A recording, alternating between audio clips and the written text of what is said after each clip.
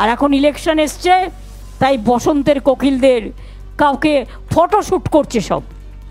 এখন আবার নতুন দেখছি নতুন করে ফটোশ্যুট, যারা কোনোদিন চায়ের দোকানে বসেই নি, চা বানাতে জানেই না, বাচ্চাদের আদর করেই নি, শিশু বলতে কি বোঝেই না,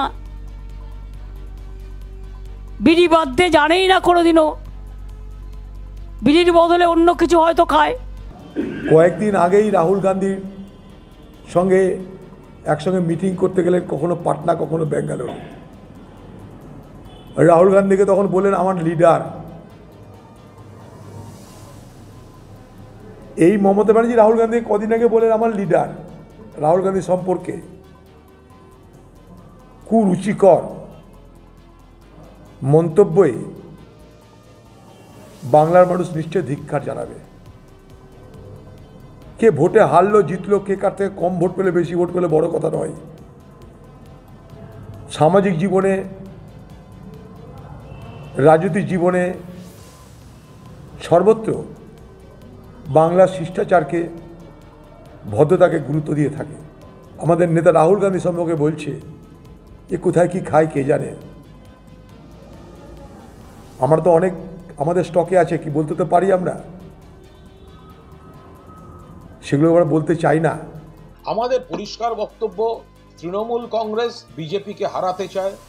ইন্ডিয়া জোট মমতা বন্দ্যোপাধ্যায় বলেছিলেন, ইন্ডিয়া নামকরণ মমতা বন্দ্যোপাধ্যায়ের করা। মমতা বন্দ্যোপাধ্যায় চান বিকল্প সরকার।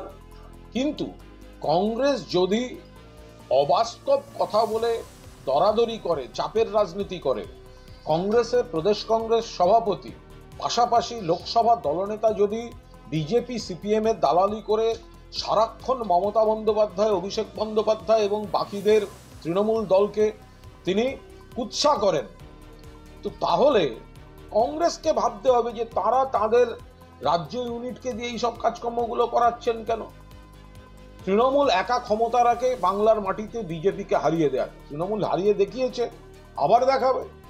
ফলে কংগ্রেস, তাদের নেতা অধীর রঞ্জন চৌধুরী, তারা লাগাতার তৃণমূলের বিরুদ্ধে কুৎসা করে যাবে, বিজেপিকে অক্সিজেন দিয়ে যাবে, সিপিএম এর দালালি করে যাবে।